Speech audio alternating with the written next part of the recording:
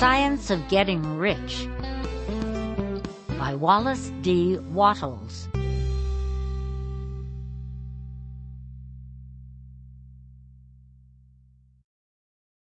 Preface. This book is pragmatical, not philosophical. A practical manual, not a treatise upon theories. It is intended for the men and women whose most pressing need is for money, who wish to get rich first and philosophize afterward. It is for those who have, so far, found neither the time, the means, nor the opportunity to go deeply into the study of metaphysics, but who want results and who are willing to take the conclusions of science as a basis for action, without going into all the processes by which those conclusions were reached.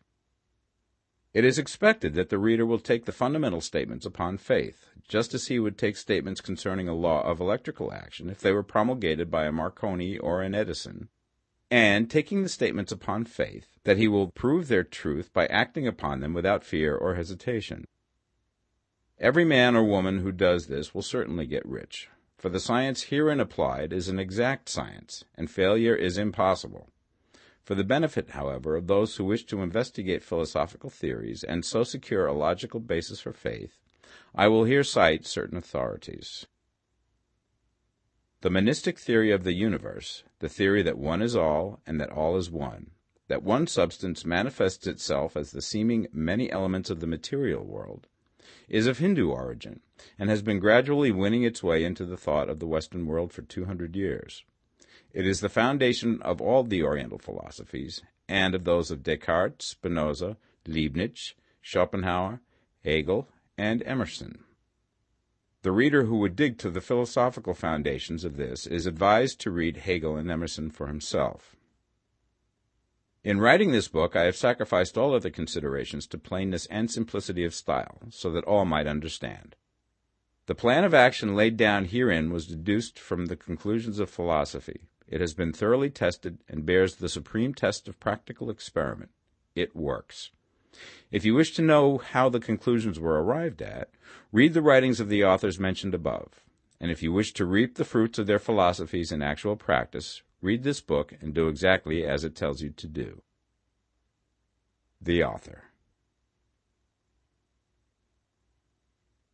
Chapter 1. The Right to be Rich. Whatever may be said in praise of poverty, the fact remains that it is not possible to live a really complete or successful life unless one is rich. No man can rise to his greatest possible height in talent or soul development unless he has plenty of money. For to unfold the soul and to develop talent he must have many things to use, and he cannot have these things unless he has money to buy them with. A man develops in mind, soul, and body by making use of these things, and society is so organized that man must have money in order to become the possessor of things. Therefore, the basis of all advancement for man must be the science of getting rich. The object of all life is development, and everything that lives has an inalienable right to all the development it is capable of attaining. Man's right to life means his right to have the free and unrestricted use of all things which may be necessary to his fullest mental, spiritual, and physical unfoldment, or, in other words, his right to be rich. I shall not speak of riches in a figurative way. To be really rich does not mean to be satisfied or contented with a little. No man ought to be satisfied with little if he is capable of using and enjoying more. The purpose of nature is the advancement and unfoldment of life, and every man should have all that can contribute to the power, elegance, beauty, and richness of life. To be content with less is sinful. The man who owns all he wants for the living of all the life he is capable of living is rich, and no man who has not plenty of money can have all he wants. Life has advanced so far and become so complex that even the most ordinary man or woman requires a great amount of wealth in order to live in a manner that even approaches completeness. Every person naturally wants to become all that they are capable of becoming. This desire to realize innate possibilities is inherent in human nature. We cannot help wanting to be all that we can be. Success in life is becoming what you want to be. You can become what you want to be only by making use of things, and you can have the free use of things only as you become rich enough to buy them. To understand the science of getting rich is therefore the most essential of all knowledge. There is nothing wrong in wanting to get rich. The desire for riches is really the desire for a richer, fuller, and more abundant life, and that desire is praiseworthy. The man who does not desire to live more abundantly is abnormal, and so the man who does not desire to have money enough to buy all he wants is abnormal. There are three motives for which we live. We live for the body, we live for the mind, we live for the soul. No one of these is better or holier than the other. All are alike desirable, and no one of the three, body, mind, or soul, can live fully if either of the others is cut short of full life and expression. It is not right or noble to live only for the soul and deny mind or body, and it is wrong to live for the intellect and deny body or soul. We are all acquainted with the loathsome consequences of living for the body and denying both mind and soul, and we see that real life means the complete expression of all that man can give forth through body, mind, and soul. Whatever he can say, no man can be really happy or satisfied unless his body is living fully in every function, and unless the same is true of his mind and his soul. Wherever there is unexpressed possibility, or function not performed, there is unsatisfied desire. Desire is possibility seeking expression, or function seeking performance. Man cannot live fully in body without good food, comfortable clothing, and warm shelter, and without freedom from excessive toil. Rest and recreation are also necessary to his physical life. He cannot live fully in mind without books and time to study them, without opportunity for travel and observation, or without intellectual companionship. To live fully in mind, he must have intellectual recreations, and must surround himself with all the objects of art and beauty he is capable of using and appreciating. To live fully in soul, man must have love, and love is denied expression by poverty. A man's highest happiness is found in the bestowal of benefits on those he loves. Love finds its most natural and spontaneous expression in giving.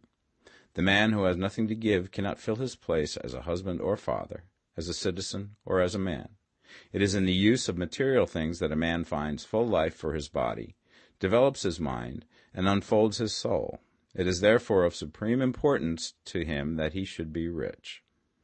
It is perfectly right that you should desire to be rich. If you are a normal man or woman, you cannot help doing so. It is perfectly right that you should give your best attention to the science of getting rich, for it is the noblest and most necessary of all studies. If you neglect this study, you are derelict in your duty to yourself, to God, and humanity, for you can render to God and humanity no greater service than to make the most of yourself. Chapter 2.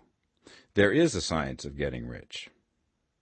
There is a science of getting rich, and it is an exact science, like algebra or arithmetic.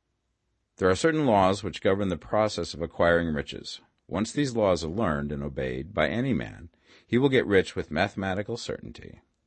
The ownership of money and property comes as a result of doing things in a certain way.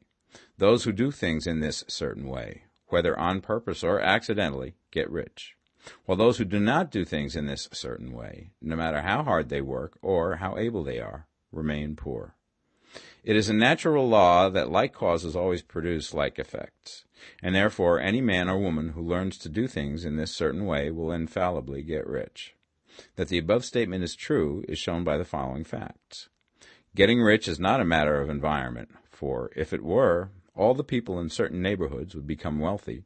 The people of one city would all be rich, while those of other towns would all be poor.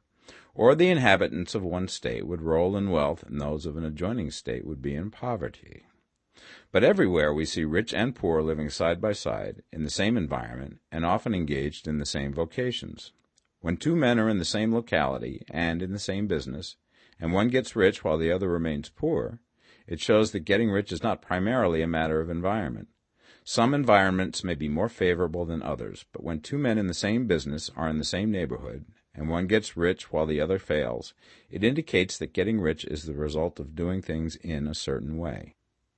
And further, the ability to do things in this certain way is not due solely to the possession of talent, for many people who have great talent remain poor, while others who have very little talent get rich. Studying the people who have gotten rich, we find that they are an average lot in all respects, having no greater talents and abilities than other men. It is evident that they do not get rich because they possess talents and abilities that other men have not, but because they happen to do things in a certain way. Getting rich is not the result of saving or thrift. Many very penurious people are poor, while free spenders often get rich. Nor is getting rich due to doing things which others fail to do. For two men in the same business often do almost exactly the same things, and one gets rich while the other remains poor or becomes bankrupt. From all these things, we must come to the conclusion that getting rich is the result of doing things in a certain way. If getting rich is the result of doing things in a certain way, then any man or woman who can do things in that way can become rich, and the whole matter is brought within the domain of exact science. The question arises here whether this certain way may not be so difficult that only a few may follow it.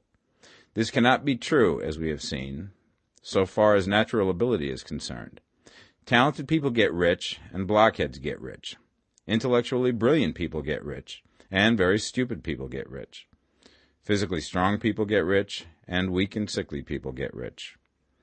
Some degree of ability to think and understand is, of course, essential. But insofar natural ability is concerned, any man or woman who has sense enough to read and understand these words can certainly get rich. Also, we have seen that it is not a matter of environment. Location counts for something. One would not go to the heart of the Sahara and expect to do successful business. Getting rich involves the necessity of dealing with men and of being where there are people to deal with. And if these people are inclined to deal in the way that you want to deal, so much the better. But that is about as far as environment goes. If anybody else in your town can get rich, so can you. And if anybody else in your state can get rich, so can you. Again, it is not a matter of choosing some particular business or profession. People get rich in every business and in every profession, while their next-door neighbors in the same vocation remain in poverty. It is true that you will do best in a business which you like and which is congenial to you. And if you have certain talents which are well developed, you will do best in a business which calls for the exercise of those talents. Also, you will do best in a business which is suited to your locality. An ice cream parlor would do better in a warm climate than in Greenland, and a salmon fishery will succeed better in the Northwest than in Florida, where there are no salmon. But aside from these general limitations, getting rich is not dependent upon your engaging in some particular business, but upon your learning to do things in a certain way. If you are now in business and anybody else in your locality is getting rich in the same business, while you are not getting rich, it is because you are not doing things in the same way that the other person is doing them. No one is prevented from getting rich by lack of capital. True, as you get capital, the increase becomes more easy and rapid, but one who has capital is already rich and does not need to consider how to become so. No matter how poor you may be, if you begin to do things in a certain way, you will begin to get rich, and you will begin to have capital. The getting of capital is a part of the process of getting rich, and it is a part of the result which invariably follows the doing of things in a certain way. You may be the poorest man on the continent and be deeply in debt. You may have neither friends, influence, nor resources, but if you begin to do things in this way, you must infallibly begin to get rich, for the like causes must produce like effects. If you have no capital, you can get capital. If you're in the wrong business, you can get into the right business. If you're in the wrong location, you can go to the right location, and you can do so by beginning in your present business and in your present location to do things in the certain way which causes success. Chapter 3. Is opportunity monopolized? No man is kept poor because opportunity has been taken away from him, because other people have monopolized the wealth and have put a fence around it. You may be shut off from engaging in business in certain lines, but there are other channels open to you. Probably it would be hard for you to get control of any of the great railroad systems. That field is pretty well monopolized, but the electric railway business is still in its infancy and offers plenty of scope for enterprise. And it will be but a very few years until traffic and transportation through the air will become a great industry, and in all its branches will give employment to hundreds of thousands and perhaps to millions of people. Why not turn your attention to the development of aerial transportation, instead of competing with J.J. Hill and others for a chance in the steam railway world? It is quite true that if you are a working man in the employ of the Steel Trust, you have very little chance of becoming the owner of the plant in which you work. But it is also true that if you will commence to act in a certain way, You can soon leave the employ of the Steel Trust. You can buy a farm from 10 to 40 acres and engage in business as a producer of foodstuffs. There is great opportunity at this time for men who will live upon small tracts of land and cultivate the same intensively. Such men will certainly get rich. You may say that it is impossible for you to get the land, but I'm going to prove to you that it is not impossible, and that you can certainly get a farm if you will go to work in a certain way. At different periods, the tide of opportunity sets in different directions, according to the needs of the whole, and the particular stage of social evolution which has been reached. At present, in America, it is setting towards agricultural and the allied industries and professions. Today, opportunity is open before the factory worker in his line. It is open before the businessman who supplies the farmer more than before the one who supplies the factory worker, and before the professional man who waits upon the farmer more than before the one who serves the working class. There is an abundance of opportunity for the man who will go with the tide instead of trying to swim against it. So the factory workers, either as individuals or as a class, are not deprived of opportunity. The workers are not being kept down by their masters. They are not being ground by the trusts and combinations of capital. As a class, they are where they are because they do not do things in a certain way. If the workers of America chose to do so, they could follow the example of their brothers in Belgium and other countries and establish great department stores and cooperative industries. They could elect men of their own class to office and pass laws favoring the development of such cooperative industries, and in a few years they could take peaceable possession of the industrial field. The working class may become the master class whenever they will begin to do things in a certain way. The law of wealth is the same for them as it is for all others. This they must learn, and they will remain where they are as long as they continue to do as they do. The individual worker, however, is not held down by the ignorance or the mental slothfulness of his class. He can follow the tide of opportunity to riches, and this book will tell him how. No one is kept in poverty by a shortness in the supply of riches. There is more than enough for all. A palace as large as the Capitol in Washington might be built for every family on earth from the building material in the United States alone, and under intensive cultivation, this country would produce wool, cotton, linen, and silk enough to clothe each person in the world finer than Solomon was arrayed in all his glory, together with food enough to feed them all luxuriously. The visible supply is practically inexhaustible, and the invisible supply really is inexhaustible. Everything you see on earth is made from one original substance, out of which all things proceed. New forms are constantly being made, and older ones are dissolving, but all are shapes assumed by one thing. There is no limit to the supply of formless stuff or original substance.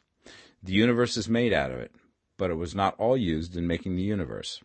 The spaces in, through, and between the forms of the visible universe are permeated and filled with the original substance, with the formless stuff, with the raw material of all things. 10,000 times as much has been made might still be made, and even then we should not have exhausted the supply of universal raw material. No man, therefore, is poor because nature is poor, or because there is not enough to go around. Nature is an inexhaustible storehouse of riches. The supply will never run short. Original substance is alive with creative energy and is constantly producing more forms. When the supply of building material is exhausted, more will be produced. When the soil is exhausted so that foodstuffs and materials for clothing will no longer grow upon it, it will be renewed or more soil will be made. When all the gold and silver has been dug from the earth, if man is still in such a stage of social development that he needs gold and silver, more will be produced from the formless. The formless stuff responds to the needs of man. It will not let him be without any good thing. This is true of man collectively. The race as a whole is always abundantly rich, and if individuals are poor, it is because they do not follow the certain way of doing things which makes the individual man rich. The formless stuff is intelligent. It is stuff which thinks. It is alive, and is always impelled towards more life. It is the natural and inherent impulse of life to seek to live more. It is the nature of intelligence to enlarge itself, and of consciousness to seek to extend its boundaries and find fuller expression. The universe of forms has been made by formless living substance, throwing itself into form in order to express itself more fully. The universe is a great living presence, always moving inherently towards more life and fuller functioning. Nature is formed for the advancement of life. Its impelling motive is the increase of life. For this cause, everything which can possibly minister to life is bountifully provided. There can be no lack unless God is to contradict himself and nullify his own works. You are not kept poor by lack in the supply of riches. It is a fact which I shall demonstrate a little further on, that even the resources of the formless supply are at the command of the man or woman who will act and think in a certain way. Chapter 4. The first principle in the science of getting rich. Thought is the only power which can produce tangible riches from the formless substance. The stuff from which all things are made is a substance which thinks, and a thought of form in this substance produces the form. Original substance moves according to its thoughts. Every form and process you see in nature is the visible expression of a thought in original substance. As the formless stuff thinks of a form, it takes that form. As it thinks of a motion, it makes that motion. That is the way all things were created. We live in a thought world, which is part of a thought universe. The thought of a moving universe extended through formless substance, and the thinking stuff moving according to that thought, took the form of systems of planets and maintains that form. Thinking substance takes the form of its thought and moves according to that thought. Holding the idea of a circling system of suns and worlds, it takes the form of these bodies and moves them as it thinks. Thinking the form of a slow-growing oak tree, it moves accordingly and produces the tree, though centuries may be required to do the work. In creating, the formless seems to move according to the lines of motion it has established. The thought of an oak tree does not cause the instant formation of a full-grown tree, but it does start in motion the forces which will produce the tree, along established lines of growth. Every thought of form held in thinking substance causes the creation of the form, but always, or at least generally, along lines of growth and action already established. The thought of a house of a certain construction, if it were impressed upon formless substance, might not cause the instant formation of the house, but it would cause the turning of creative energies already working in trade and commerce into such channels as to result in the speedy building of the house. And if there were no existing channels through which the creative energy could work, then the house would be formed directly from primal substance, without waiting for the slow processes of the organic and inorganic world. No thought of form can be impressed upon original substance without causing the creation of the form. Man is a thinking center and can originate thought. All the forms that man fashions with his hands must first exist in his thought. He cannot shape a thing until he has thought that thing. And so far, man has confined his efforts wholly to the work of his hands. He has applied manual labor to the world of forms, seeking to change or modify those already existing. He has never thought of trying to cause the creation of new forms by impressing his thoughts upon formless substance. When man has a thought form, he takes material from the forms of nature and makes an image of the form which is in his mind. He has so far made little or no effort to cooperate with formless intelligence, to work with the Father. He has not dreamed that he can do what he seeth the Father doing.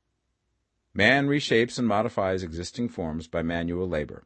He has given no attention to the question whether he may not produce things from formless substance by communicating his thoughts to it. We propose to prove that he may do so, to prove that any man or woman may do so, and to show how.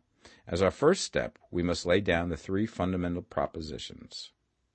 First, we assert that there is one original formless stuff, or substance, from which all things are made.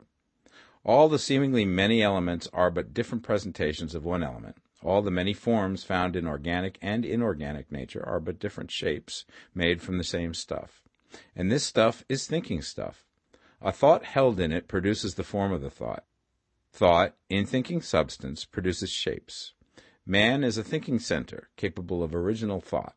If a man can communicate his thought to original thinking substance, he can cause the creation or formation of the thing he thinks about. To summarize this, there is the thinking stuff from which all things are made, and which, in its original state, permeates, penetrates, and fills the interspaces of the universe. A thought in this substance produces the thing that is imaged by the thought. Man can form things in his thought, and by impressing his thought upon formless substance, can cause the thing he thinks about to be created. It may be asked if I can prove these statements, and without going into details, I answer that I can do so, both by logic and experience.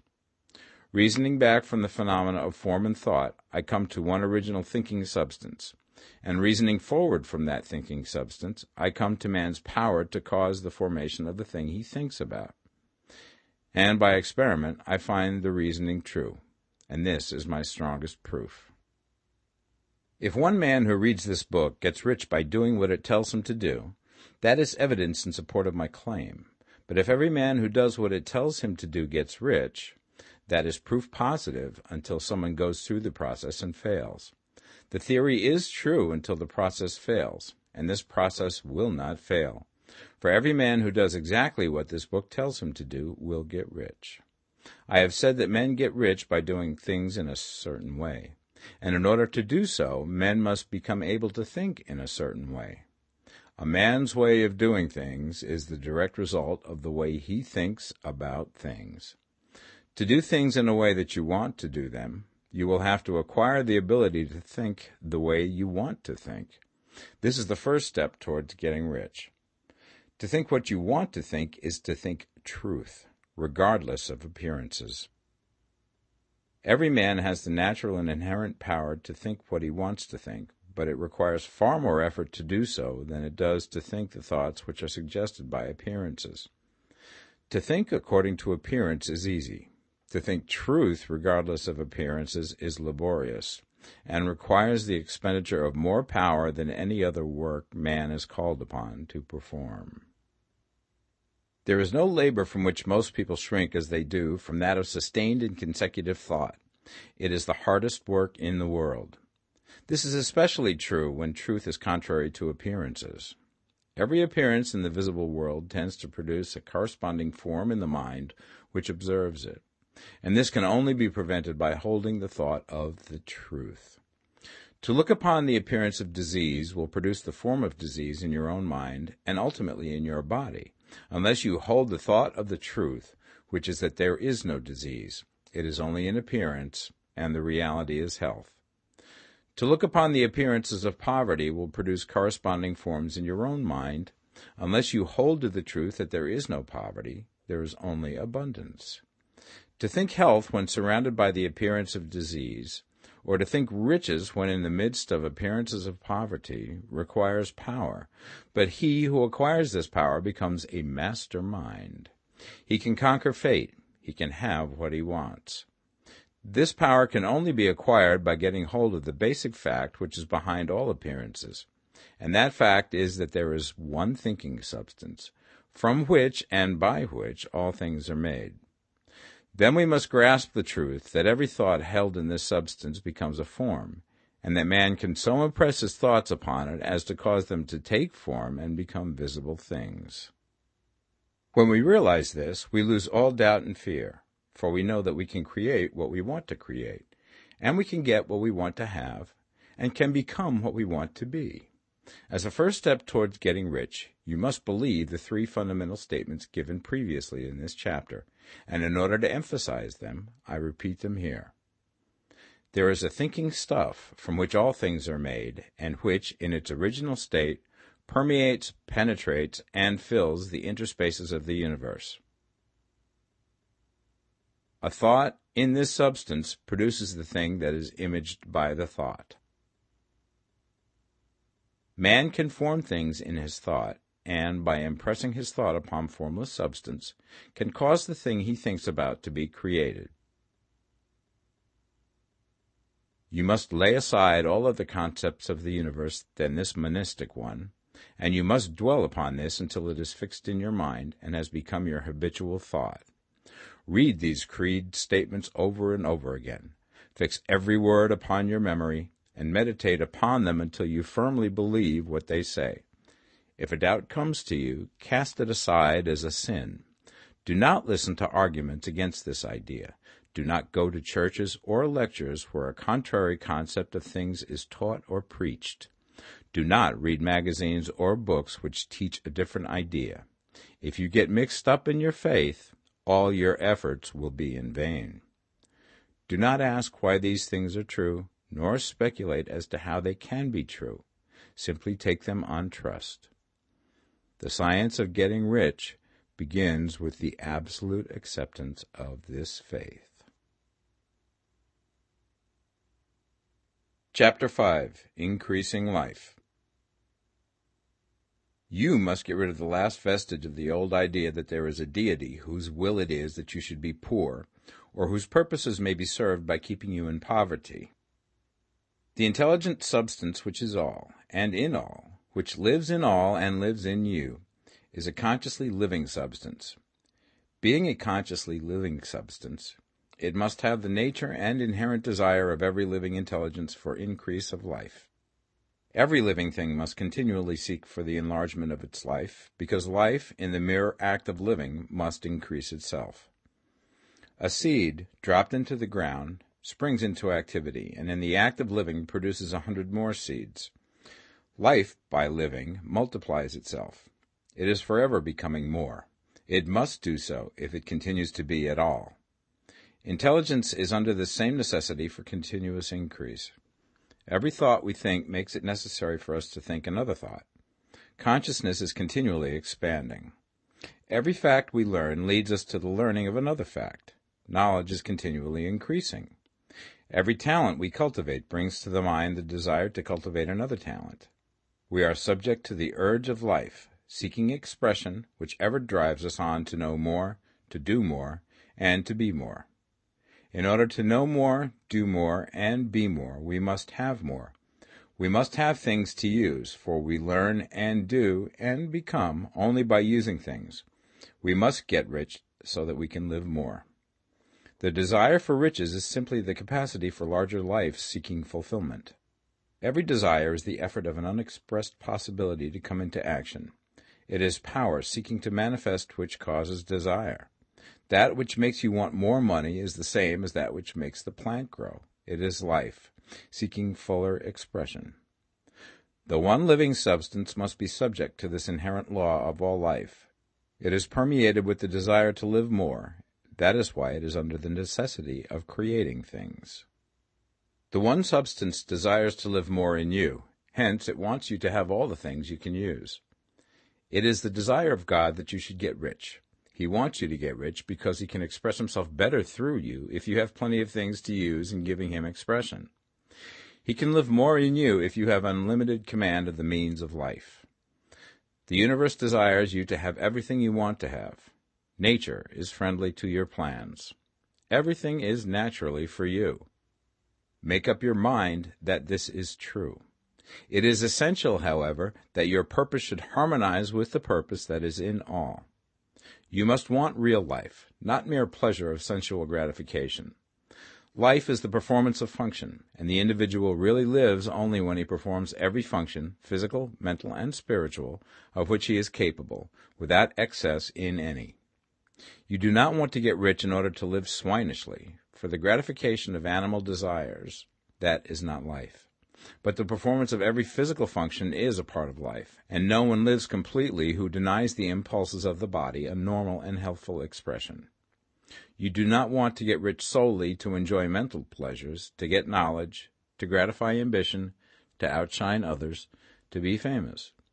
All these are a legitimate part of life, but the man who lives for the pleasures of the intellect alone will only have a partial life, and he will never be satisfied with his lot.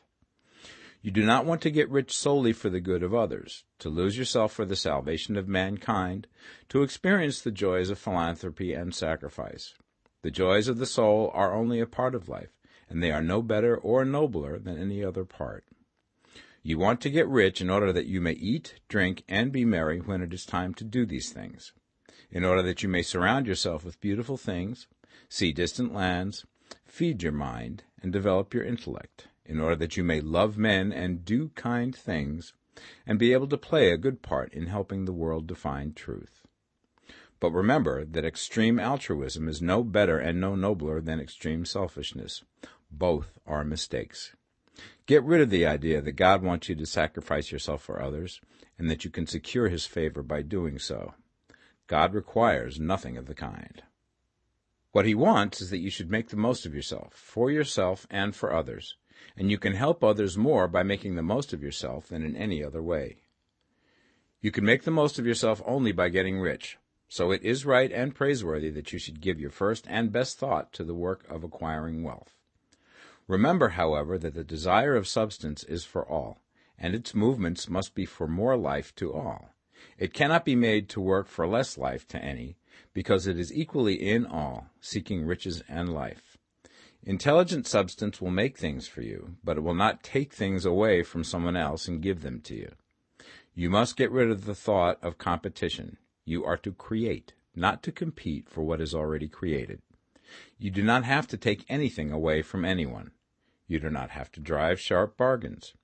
You do not have to cheat or to take advantage. You do not need to let any man work for you for less than he earns. You do not have to covet the property of others or to look at it with wishful eyes. No man has anything of which you cannot have the like, and that without taking what he has away from him. You are to become a creator, not a competitor. You are going to get what you want, but in such a way that when you get it, every other man will have more than he has now. I am aware that there are men who get a vast amount of money by proceeding in direct opposition to the statements in the paragraph above, and may add a word of explanation here. Men of the plutocratic type, who become very rich, do so sometimes purely by their extraordinary ability on the plane of competition, and sometimes they unconsciously relate themselves to substance and its great purposes and movements for the general racial upbuilding through industrial evolution.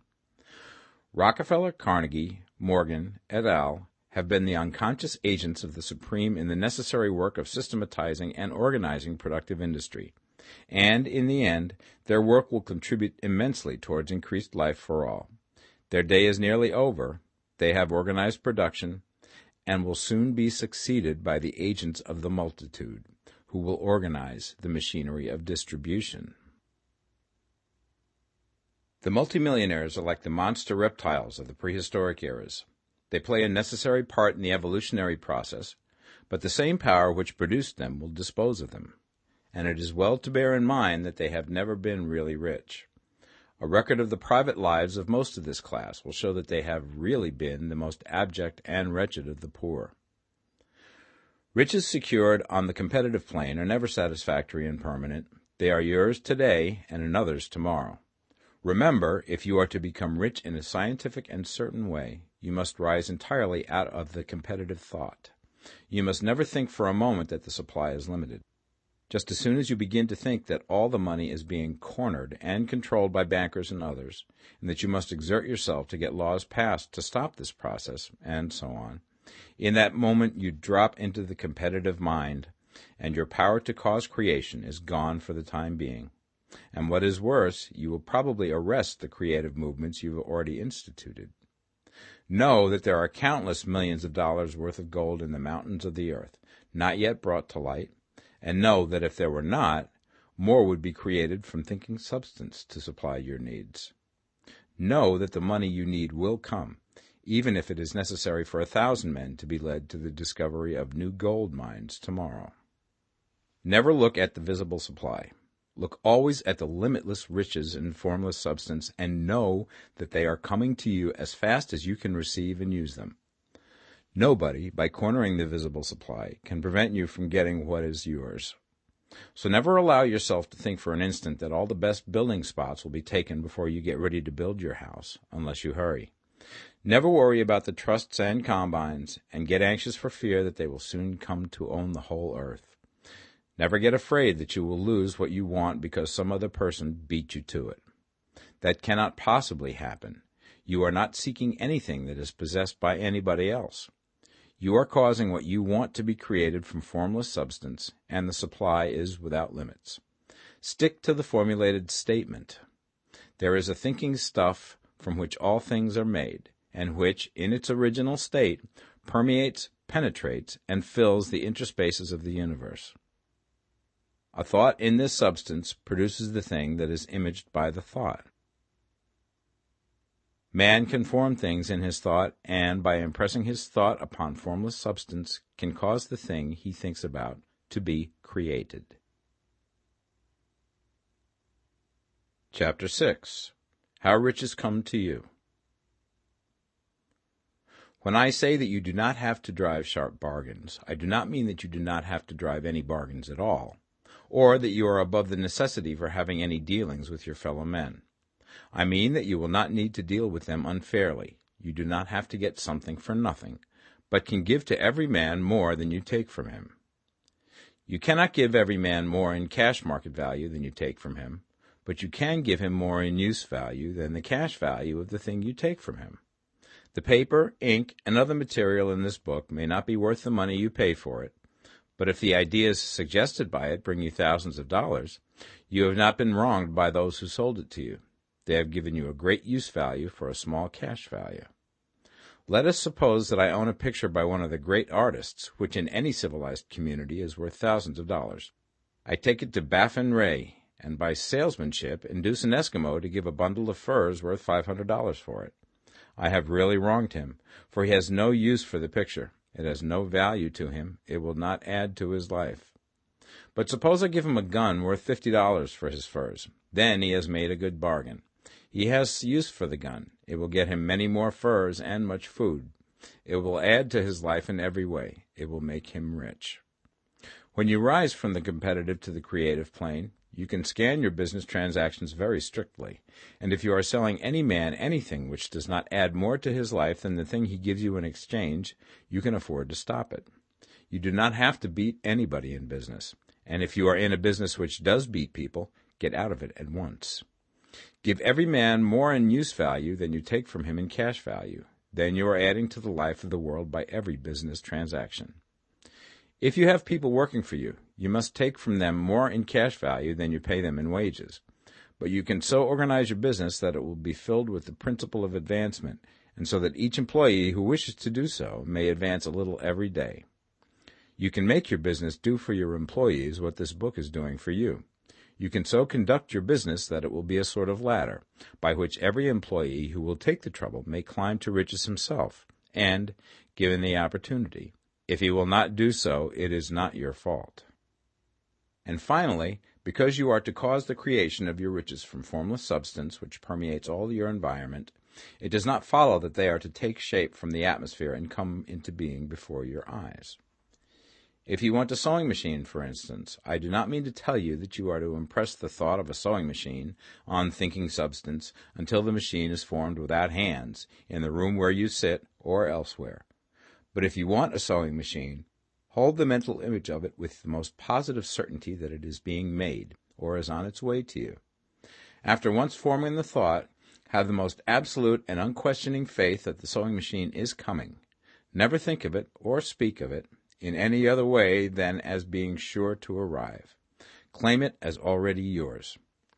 It will be brought to you by the power of the Supreme Intelligence, acting upon the minds of men. If you live in Maine, it may be that a man will be brought from Texas or Japan to engage in some transaction which will result in your getting what you want. If so, the whole matter will be as much to that man's advantage as it is to yours. Do not forget for a moment that the thinking substance is through all, in all, communicating with all, and can influence all. The desire of thinking substance for a fuller life and better living has caused the creation of all the sewing machines already made, and it can cause the creation of millions more, and will, whenever men set it in motion by desire and faith, and by acting in a certain way. You can certainly have a sewing machine in your house, and it is just as certain that you can have any other thing or things which you want, and which you will use for the advancement of your own life and the lives of others. You need not hesitate about asking largely. It is your Father's pleasure to give you the kingdom, said Jesus. Original substance wants to live all that is possible in you, and wants you to have all that you can or will use for the living of the most abundant life.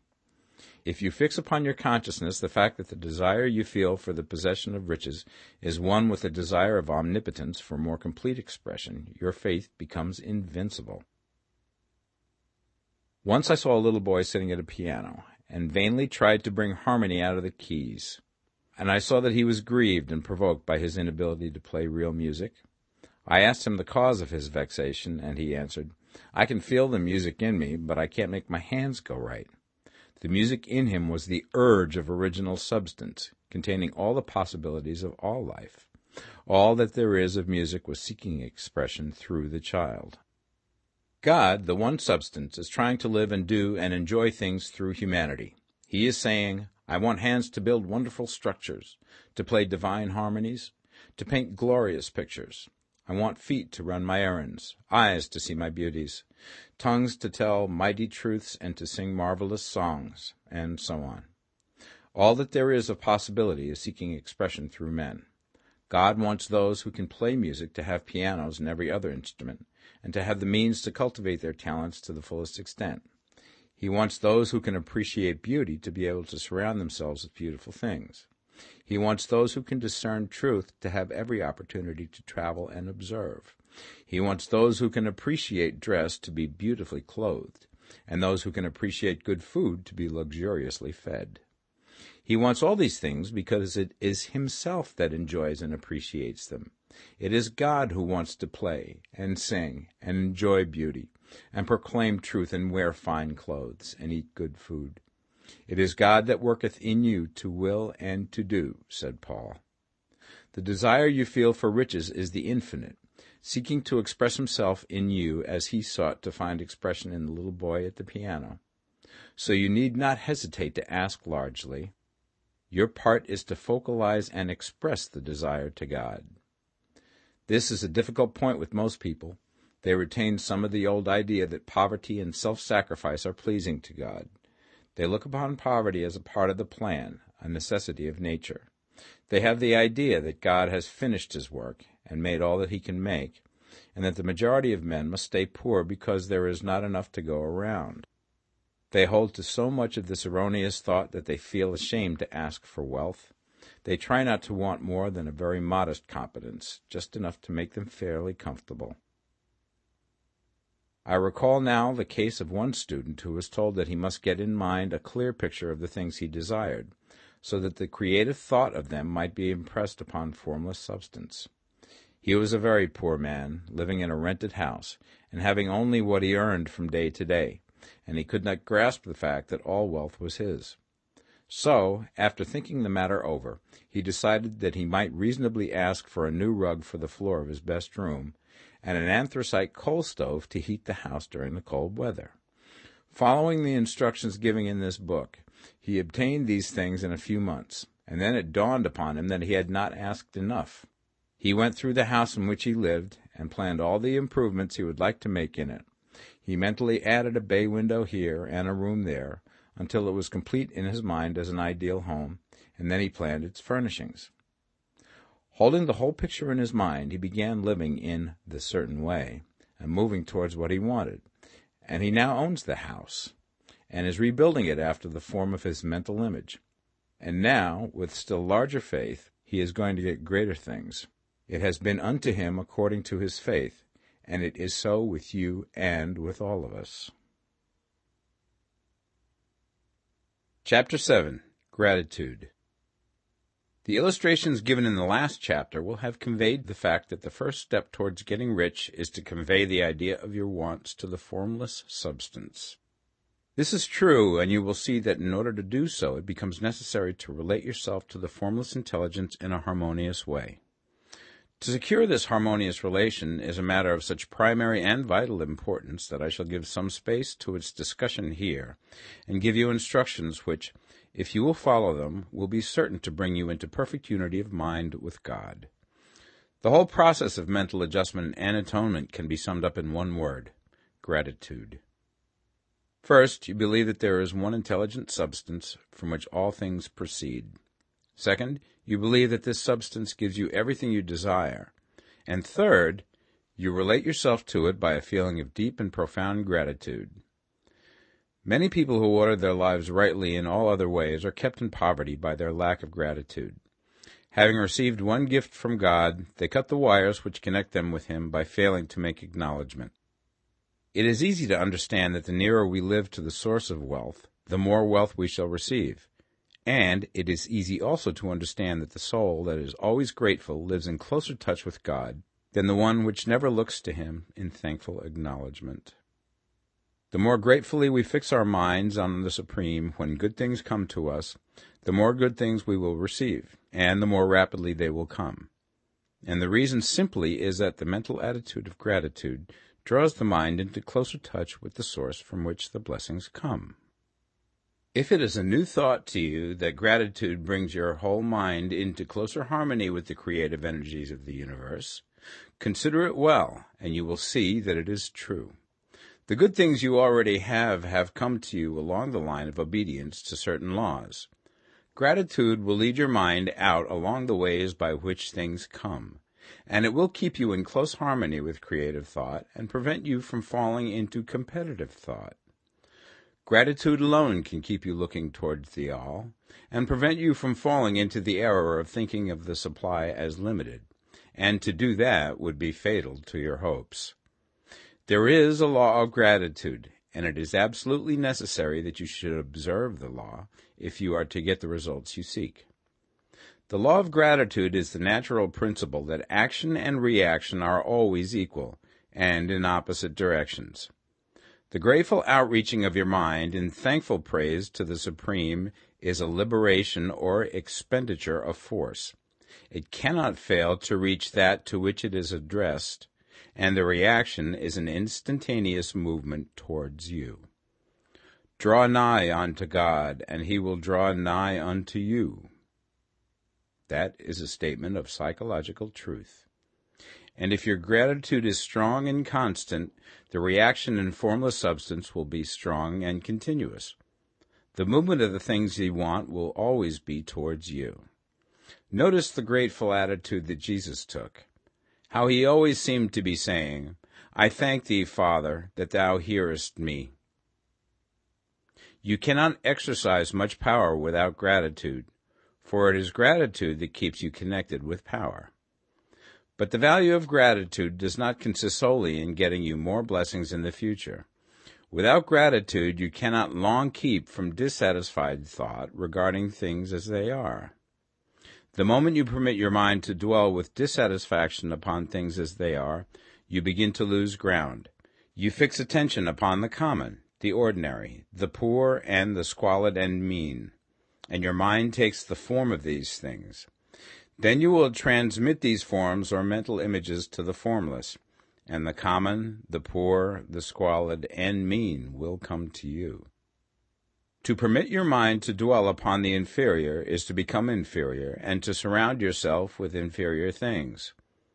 On the other hand, to fix your attention on the best is to surround yourself with the best, and to become the best.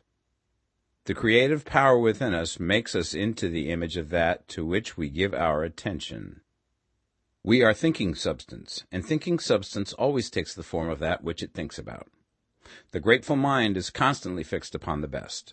Therefore it tends to become the best. It takes the form or character of the best and will receive the best. Also, faith is born of gratitude. The grateful mind continually expects good things, and expectation becomes faith. The reaction of gratitude upon one's own mind produces faith, and every outgoing wave of grateful thanksgiving increases faith. He who has no feeling of gratitude cannot long retain a living faith, and without a living faith you cannot get rich by the creative method, as we shall see in the following chapters.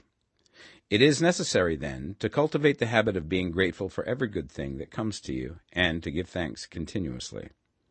And because all things have contributed to your advancement, you should include all things in your gratitude.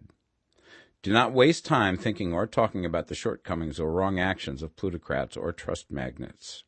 Their organization of the world has made your opportunity. All you get really comes to you because of them. Do not rage against corrupt politicians. If it were not for politicians, we should fall into anarchy, and your opportunity would be greatly lessened. God has worked a long time and very patiently to bring us up to where we are in industry and government, and he is going right on with his work. There is not the least doubt that he will do away with plutocrats, trust magnates, captains of industry, and politicians as soon as they can be spared. But in the meantime, behold, they are all very good. Remember that they are all helping to arrange the lines of transmission along which your riches will come to you, and be grateful to them all. This will bring you into harmonious relations with the good in everything, and the good in everything will move toward you.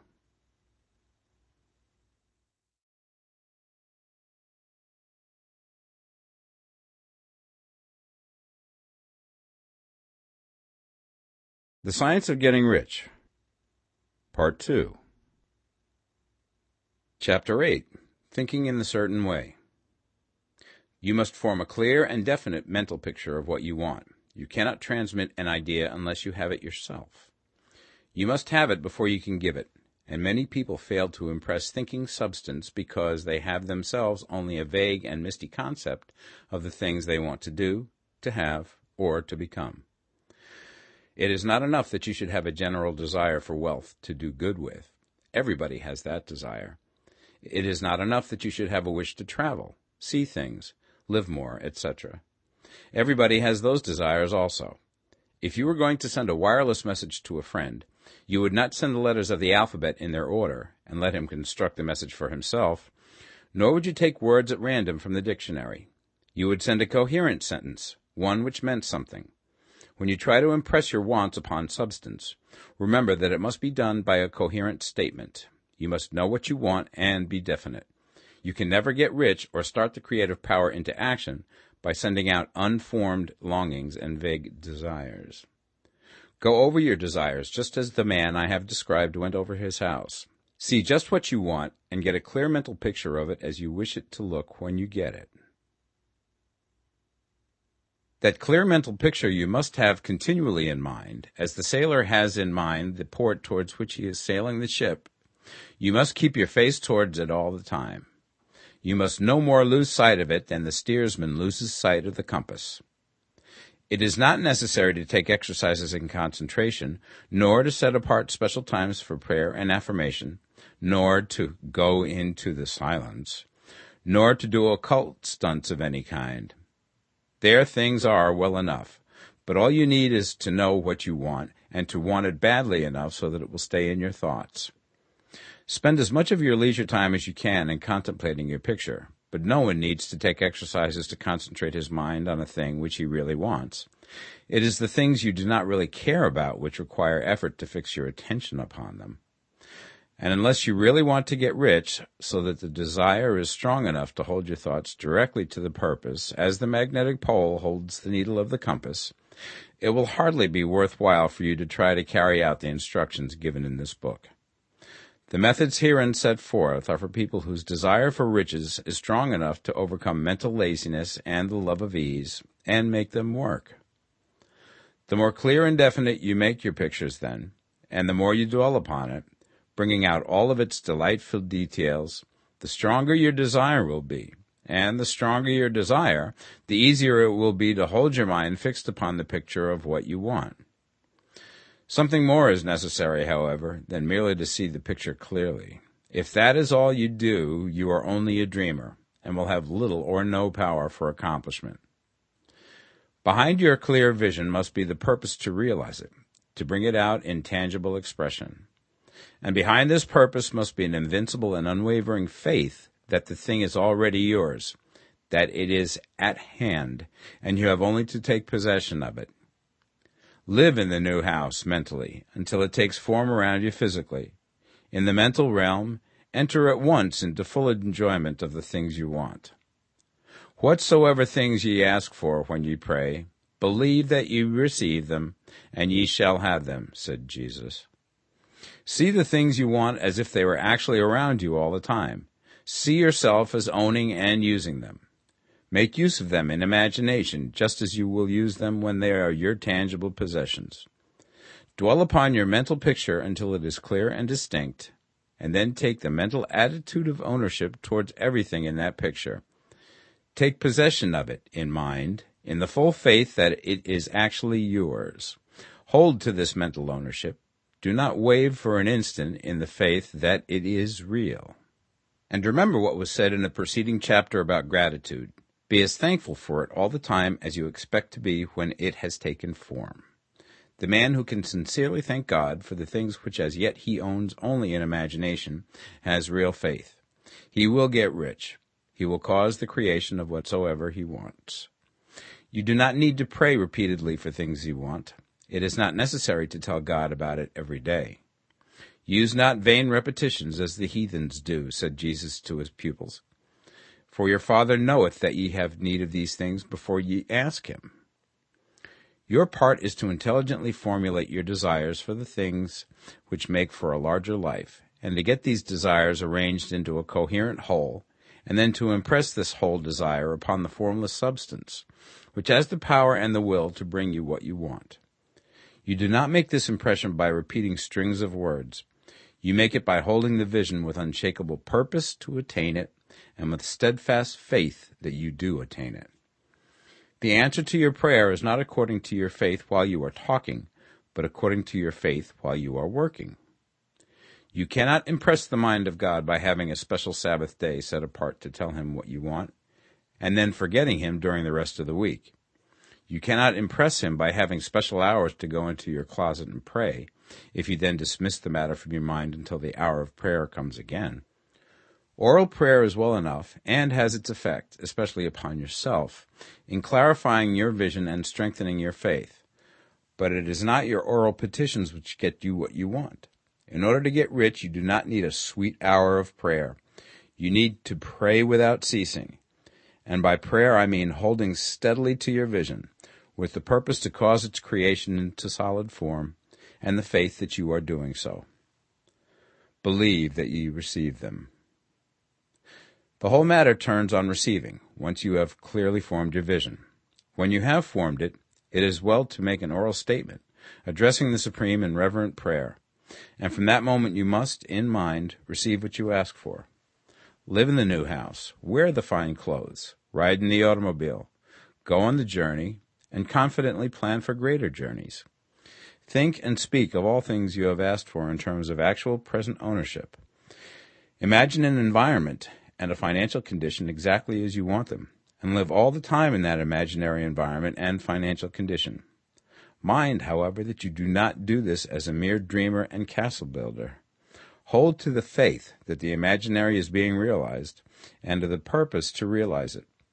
Remember that it is faith and purpose in the use of imagination which makes the difference between the scientist and the dreamer. And having learned this fact, it is here that you must learn the proper use of the will. Chapter 9. How to use the will. To set about getting rich in a scientific way, you do not try to apply your willpower to anything outside of yourself. You have no right to do so anyway. It is wrong to apply your will to other men and women in order to get them to do what you wish done. It is as flagrantly wrong to coerce people by mental power as it is to coerce them by physical power. If compelling people by physical force to do things for you reduces them to slavery, compelling them by mental means accomplishes exactly the same thing. The only difference is in methods. If taking things from people by physical force is robbery, then taking things by mental force is robbery also. There is no difference in principle. You have no right to use your willpower upon another person, even for his own good, for you do not know what is for his good. The science of getting rich does not require you to apply power or force to any other person in any way whatsoever. There is not the slightest necessity for doing so. Indeed, any attempt to use your will upon others will only tend to defeat your purpose. You do not need to apply your will to things in order to compel them to come to you. That would simply be trying to coerce God, and would be foolish and useless, as well as irreverent. You do not have to compel God to give you good things, any more than you have to use your willpower to make the sun rise. You do not have to use your willpower to conquer an unfriendly deity, or to make stubborn and rebellious forces do your bidding. Substance is friendly to you, and is more anxious to give you what you want than you are to get it.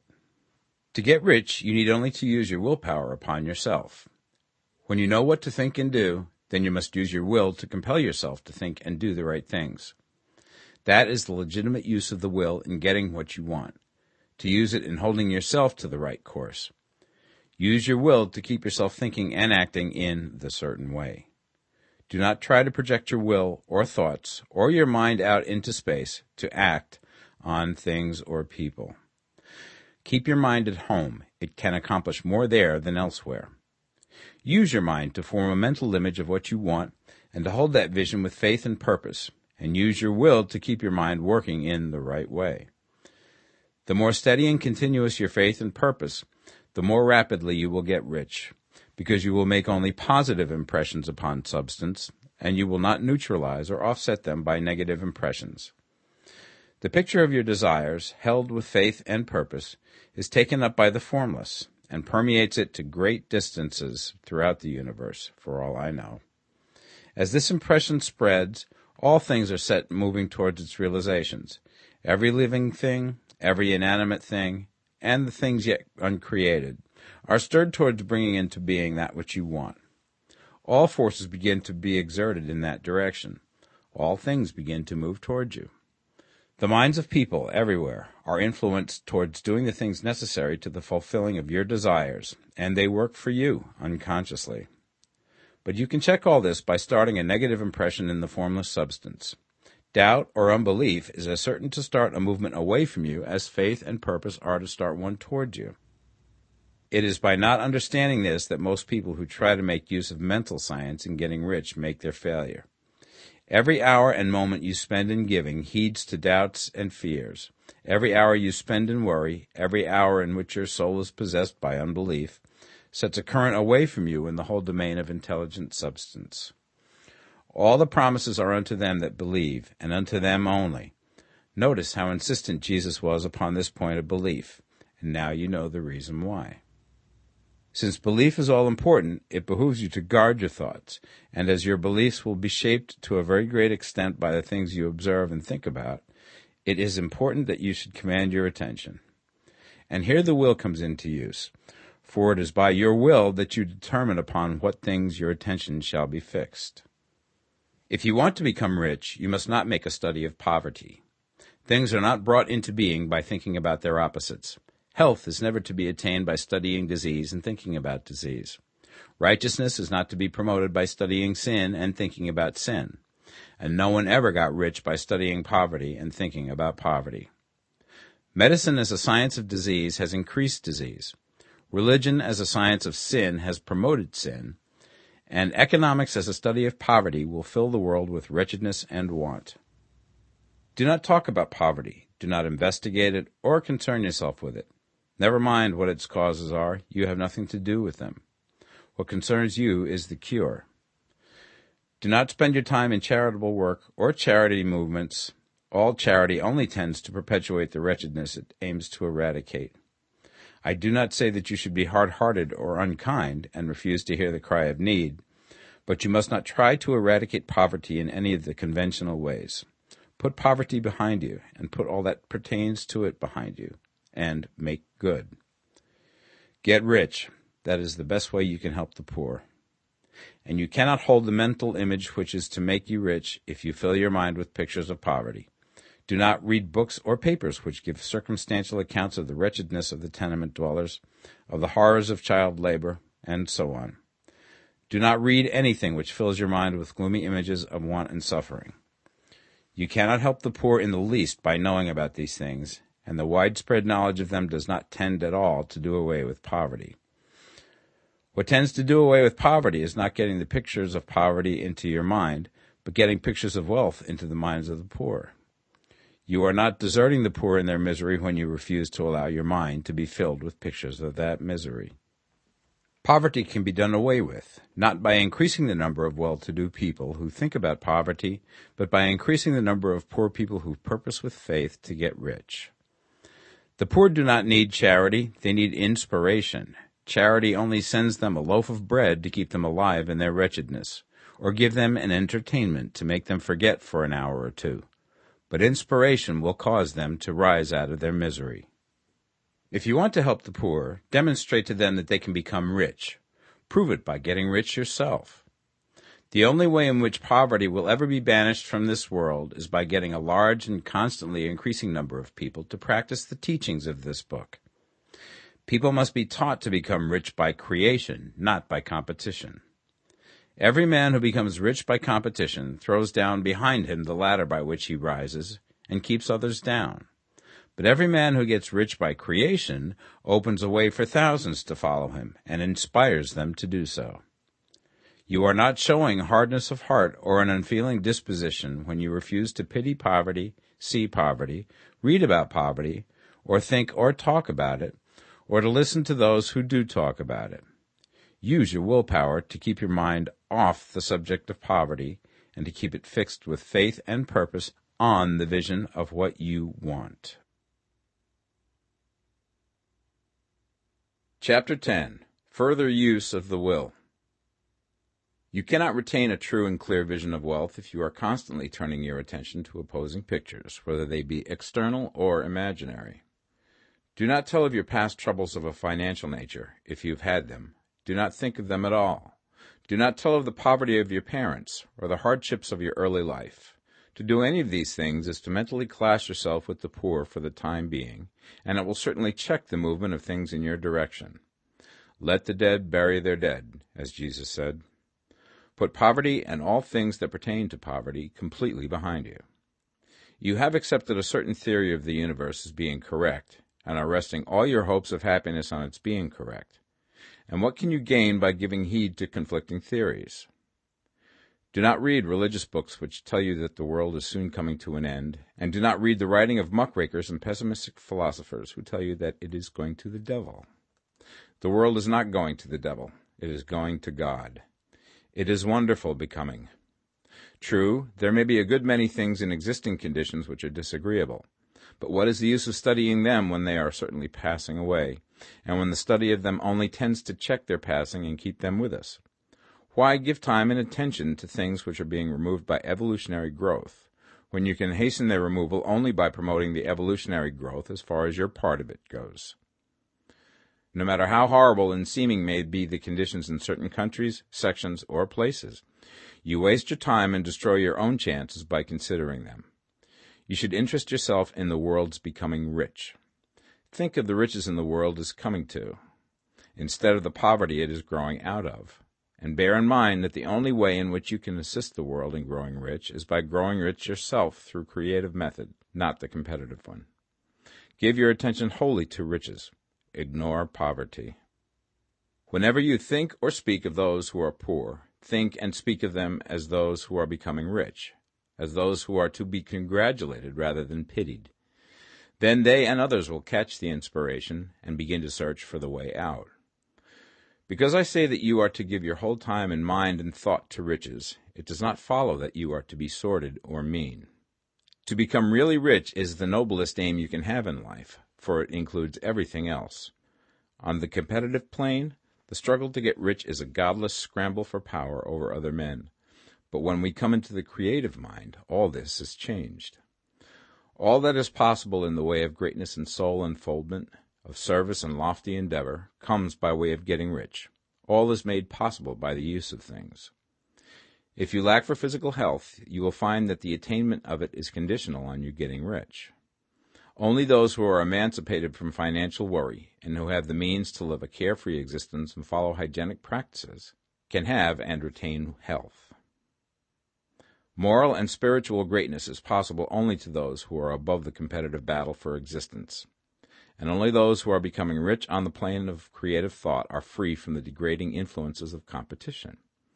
If your heart is set on domestic happiness, remember that love flourishes best when there is refinement, a high level of thought, and freedom from corrupting influences. And these are to be found only where riches are attained by the exercise of creative thought, without strife or rivalry. You can aim at nothing so great or noble, I repeat, as to become rich, and you must fix your attention upon your mental picture of riches, to the exclusion of all that may tend to dim or obscure the vision.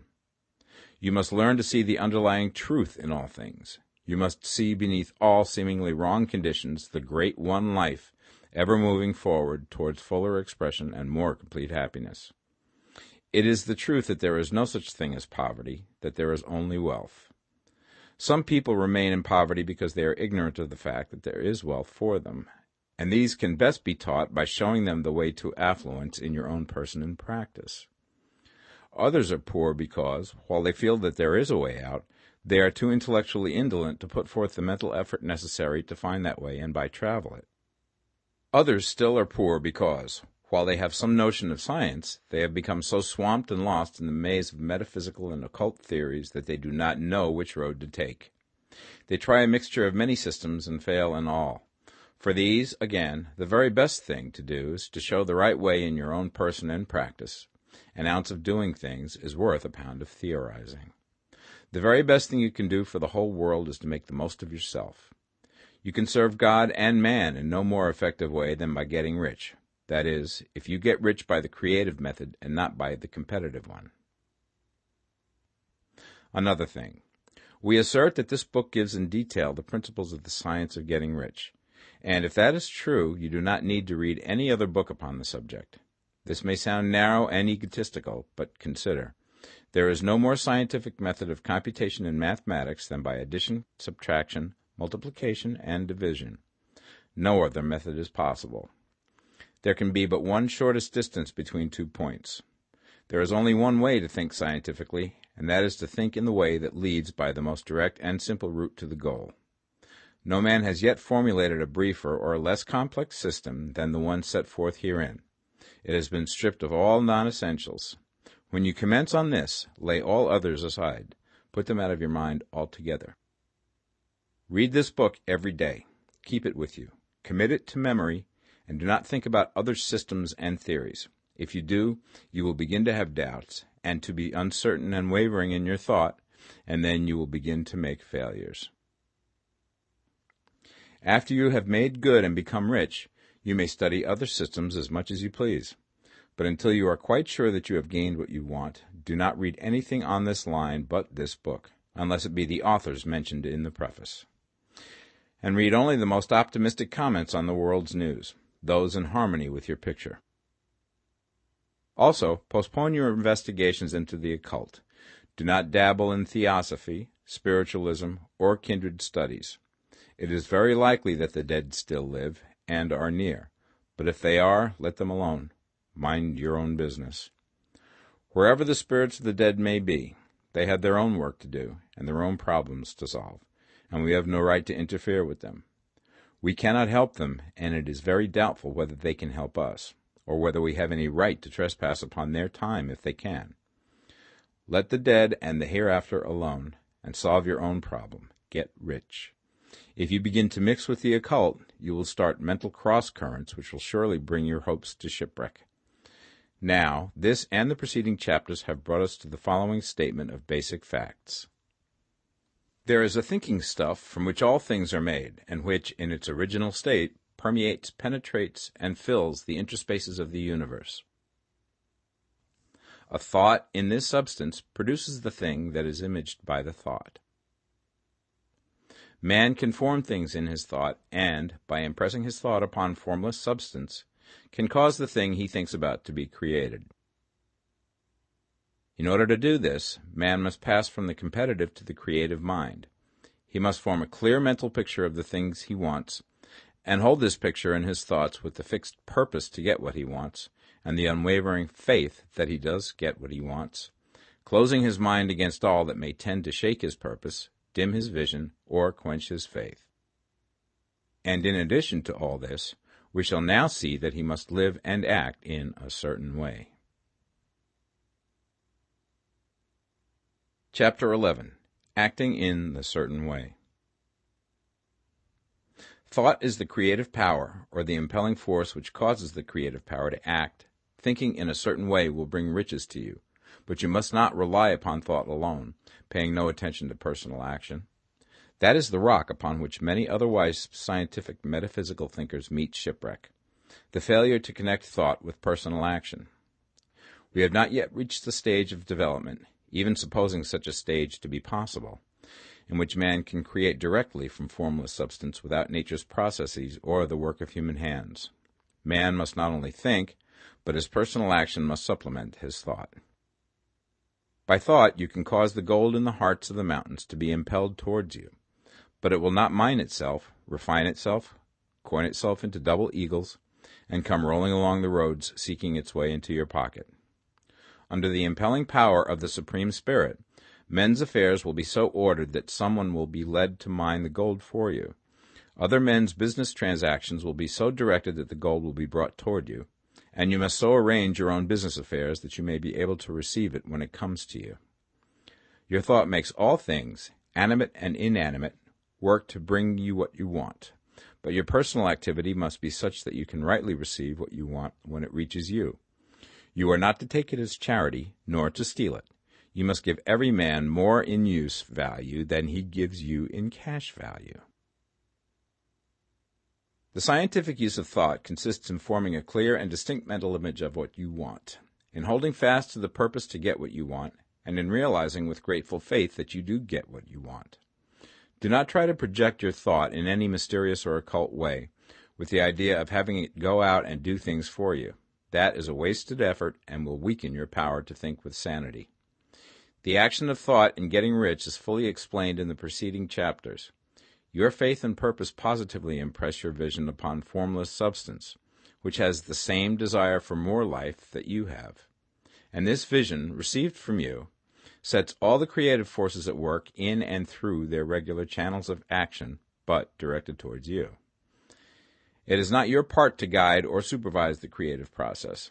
All you have to do with that is to retain your vision, stick to your purpose, and maintain your faith and gratitude. But you must act in a certain way, so that you can appropriate what is yours when it comes to you, so that you can meet the things you have in your picture and put them in their proper places as they arrive. You can really see the truth of this. When things reach you, they will be in the hands of other men, who will ask an equivalent for them. And you can only get what is yours by giving the other man what is his. Your pocketbook is not going to be transformed into a Fortunata's purse, which shall be always full of money without effort on your part. This is the crucial point in the science of getting rich, right here, where thought and personal action must be combined. There are very many people who, consciously or unconsciously, set the creative forces in action by the strength and persistence of their desires, but who remain poor because they do not provide for the reception of the thing they want when it comes. By thought, the thing you want is brought to you. By action, you receive it. Whatever your action is to be, it is evident that you must act now. You cannot act in the past, and it is essential to the clearness of your mental vision that you dismiss the past from your mind. You cannot act in the future, for the future is not here yet, and you cannot tell how you will want to act in any future contingency until that contingency has arrived. Because you are not in the right business or the right environment now, do not think that you must postpone action until you get into the right business or environment. And do not spend time in the present taking thought as to the best course in possible future emergencies. Have faith in your ability to meet any emergency when it arrives. If you act in the present with your mind on the future, your present action will be with a divided mind and will not be effective. Put your whole mind into present action. Do not give your creative impulse to original substance, and then sit down and wait for results. If you do, you will never get them. Act now. There is never any time but now, and there never will be any time but now. If you are ever to begin to make ready for the reception of what you want, you must begin now. And your action, whatever it is, must most likely be in your present business or employment, and must be upon the persons and things in your present environment. You cannot act where you are not, you cannot act where you have been, and you cannot act where you are going to be. You can act only where you are. Do not bother as to whether yesterday's work was well done or ill done. Do today's work well. Do not try to do tomorrow's work now. There will be plenty of time to do that when you get to it. Do not try, by occult or mystical means, to act on people or things that are out of your reach. Do not wait for a change of environment. Before you act, get a change of environment by action. You can so act upon the environment in which you are now as to cause yourself to be transferred to a better environment. Hold with faith and purpose the vision of yourself in the better environment, but act upon your present environment with all your heart and with all your strength and with all your mind. Do not spend any time in daydreaming or castle building. Hold to the one vision of what you want and act now. Do not cast about seeking some new thing to do, or some strange, unusual, or remarkable action to perform as a first step towards getting rich. It is probable that your actions, at least for some time to come, will be those you have been performing for some time past, but you are to begin now to perform these actions in a certain way, which will surely make you rich. If you are engaged in some business and feel that it is not the right one for you, do not wait until you get into the right business before you begin to act. Do not feel discouraged or sit down and lament because you are misplaced.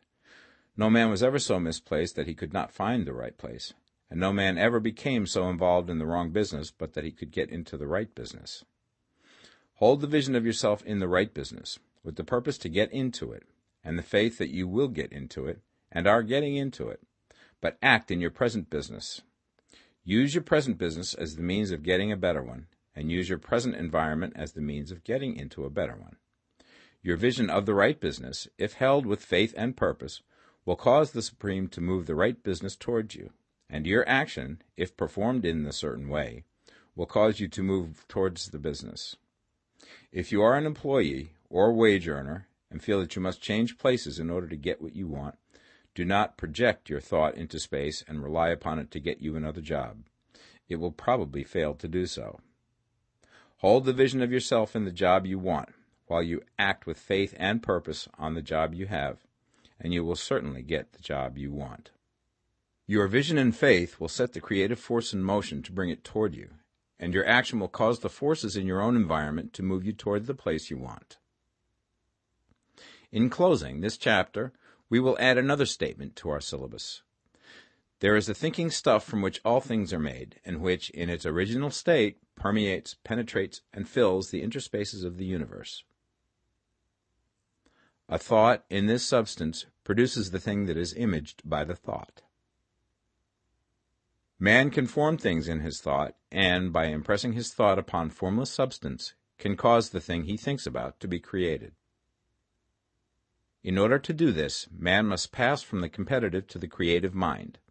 He must form a clear mental picture of the thing he wants, and hold this picture in his thoughts with the fixed purpose to get what he wants, and the unwavering faith that he does get what he wants, closing his mind to all that may tend to shake his purpose, dim his vision, or quench his faith. That he may receive what he wants when it comes, man must act now upon the people and things in his present environment. Chapter 12. Efficient Action. You must use your thought as directed in previous chapters and begin to do what you can do where you are, and you must do all that you can do where you are. You can advance only by being larger than your present place, and no man is larger than his present place who leaves undone any of the work pertaining to that place. The world is advanced only by those who more than fill their present places. If no man quite filled his present place, you can see that there must be a going backward in everything. Those who do not quite fill their present places are dead weight upon society, government, commerce, and industry. They must be carried along by others at a great expense. The progress of the world is retarded only by those who do not fill the places they are holding. They belong to a former age and a lower stage or plane of life, and their tendency is towards degeneration.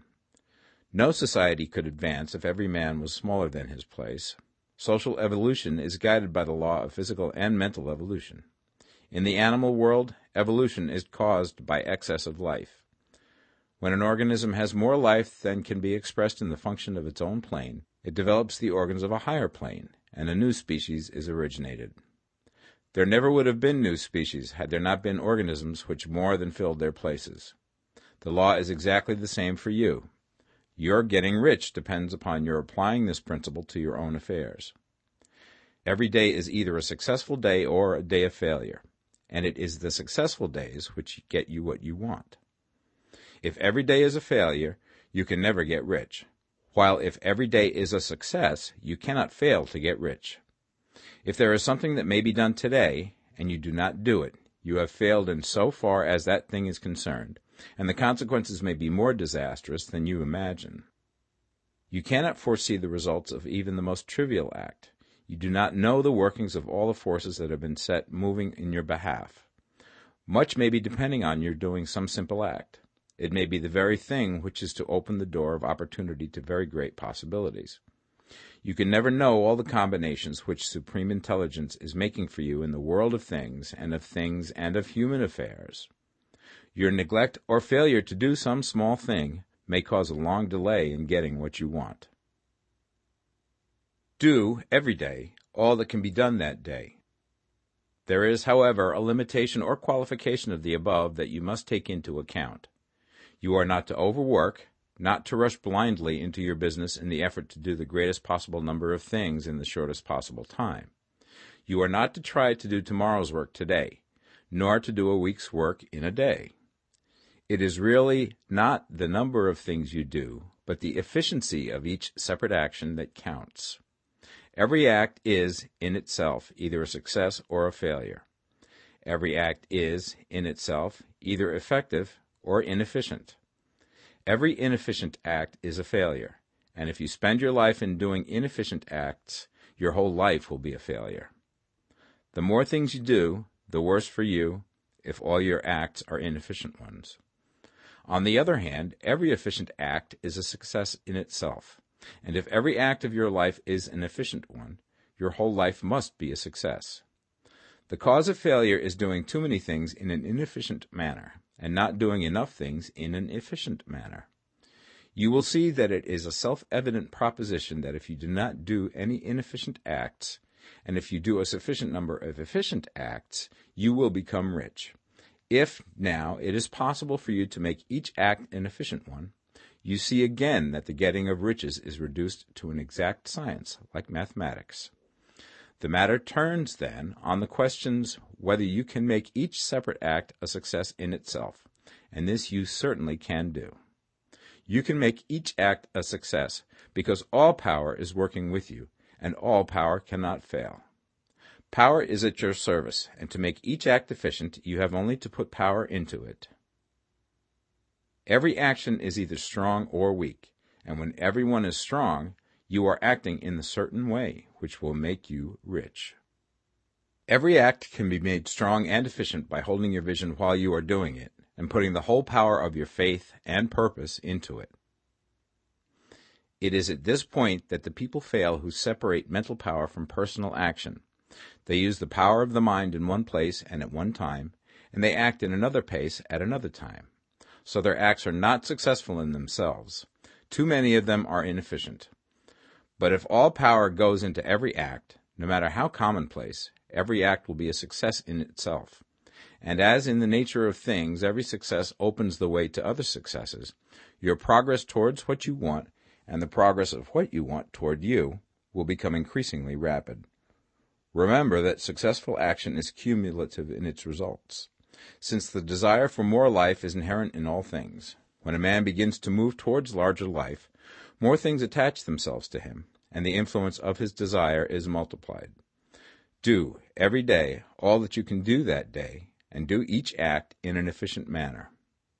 In saying that you must hold your vision while you are doing each act, however trivial or commonplace, I do not mean to say that it is necessary at all times to see the vision distinctly to its smallest details. It should be the work of your leisure hours to use your imagination on the details of your vision, and to contemplate them until they are firmly fixed upon memory. If you wish speedy results, spend practically all your spare time in this practice. By continuous contemplation you will get the picture of what you want, even to the smallest details, so firmly fixed upon your mind and so completely transferred to the mind of formless substance, that in your working hours you need only to mentally refer to the picture to stimulate your faith and purpose, and cause your best effort to be put forth. Contemplate your picture in your leisure hours until your consciousness is so full of it that you can grasp it instantly. You will become so enthused with its bright promises that the mere thought of it will call forth the strongest energies of your whole being. Let us again repeat our syllabus, and by slightly changing the closing statements, bring it to the point we have now reached. There is a thinking stuff from which all things are made, and which, in its original state, permeates, penetrates, and fills the interspaces of the universe. A thought in this substance produces the thing that is imaged by the thought. Man can form things in his thought, and, by impressing his thought upon formless substance, can cause the thing he thinks about to be created. In order to do this, man must pass from competitive to the creative mind. He must form a clear mental picture of the thing he wants, and do, with faith and purpose, all that can be done each day, doing each separate thing in an efficient manner. Chapter 13. Getting into the right business. Success in any particular business depends for one thing upon your possessing in a well-developed state the faculties required in that business. Without good musical faculty, no one can succeed as a teacher of music. Without well-developed mechanical faculties, no one can achieve great success in any of the mechanical trades. Without tact and the commercial faculties, no one can succeed in the mercantile pursuits. But to possess in a well-developed state the faculties required in your particular vocation does not ensure getting rich. There are musicians who have remarkable talent and who yet remain poor. There are blacksmiths, carpenters, and so on who have excellent mechanical ability, but who do not get rich. And there are merchants with good faculties for dealing with men who nevertheless fail. The different faculties are tools. It is essential to have good tools, but it is also essential that the tools should be used in the right way. One man can take a sharp saw, a square, a good plane, and so on, and build a handsome article of furniture. Another man can take the same tools and set to work to duplicate the article, but his production will be a botch. He does not know how to use good tools in a successful way. The various faculties of your mind are the tools with which you must do the work which is to make you rich. It will be easier for you to succeed if you get into a business for which you are well equipped with mental tools. Generally speaking, you will do best in that business which will use your strongest faculties, the one for which you are naturally best fitted. But there are limitations to this statement also. No man should regard his vocation as being irrevocably fixed by the tendencies with which he was born. You can get rich in any business, for if you have not the right talent you can develop that talent. It merely means that you will have to make your tools as you go along, instead of confining yourself to the use of those with which you were born. It will be easier for you to succeed in a vocation for which you already have the talents in a well-developed state, but you can succeed in any vocation, for you can develop any rudimentary talent, and there is no talent of which you have not at least the rudiment. You will get rich most easily in point of effort if you do that for which you are best fitted, but you will get rich most satisfactorily if you do that which you want to do. Doing what you want to do is life, and there is no real satisfaction in living if we are compelled to be forever doing something which we do not like to do, and can never do what we want to do. And it is certain that you can do what you want to do. The desire to do it is proof that you have within you the power which can do it. Desire is a manifestation of power. The desire to play music is the power which can play music seeking expression and development. The desire to invent mechanical devices is the mechanical talent seeking expression and development. When there is no power, either developed or undeveloped, to do a thing, there is never any desire to do that thing. And where there is strong desire to do a thing, it is certain proof that the power to do it is strong, and only requires to be developed and applied in the right way. All things else being equal, it is best to select the business for which you have the best developed talent. But if you have a strong desire to engage in any particular line of work, you should select that work as the ultimate end at which you aim. You can do what you want to do, and it is your right and privilege to follow the business or avocation which will be most congenial and pleasant. You are not obliged to do what you do not like to do, and should not do it except as a means to bring you to the doing of the thing you want to do. If there are past mistakes whose consequences have placed you in an undesirable business or environment, you may be obliged for some time to do what you do not like to do. If you feel that you are not in the right vocation, do not act too hastily in trying to get into another one. The best way, generally, to change business or environment is by growth. Do not be afraid to make a sudden and radical change if the opportunity is presented, and you feel after careful consideration that it is the right opportunity. But never take sudden or radical action when you are in doubt as to the wisdom of doing so. There is never any hurry on the creative plane, and there is no lack of opportunity. When you get out of the competitive mind, you will understand that you never need to act hastily. No one else is going to beat you to the thing you want to do. There is enough for all. If one space is taken, another and a better one will be opened for you a little further on. There is plenty of time. When you are in doubt, wait. Fall back on the contemplation of your vision, and increase your faith and purpose. And by all means, in times of doubt and indecision, cultivate gratitude. A day or two spent in contemplating the vision of what you want, and in earnest thanksgiving that you are getting it, will bring your mind into such close relationship with the Supreme that you will make no mistake when you do act. There is a mind which knows all there is to know, and you can come into close unity with this mind by faith and the purpose to advance in life, if you have deep gratitude. Mistakes come from acting hastily, or from acting in fear or doubt, or in forgetfulness of the right motive, which is more life to all and less to none. As you go on in the certain way, opportunities will come to you in increasing number, and you will need to be very steady in your faith and purpose, and to keep in close touch with the all-mind by reverent gratitude. Do all that you can do in a perfect manner every day, but do it without haste, worry, or fear. Go as fast as you can, but never hurry. Remember that in the moment you begin to hurry, you cease to be a creator and become a competitor.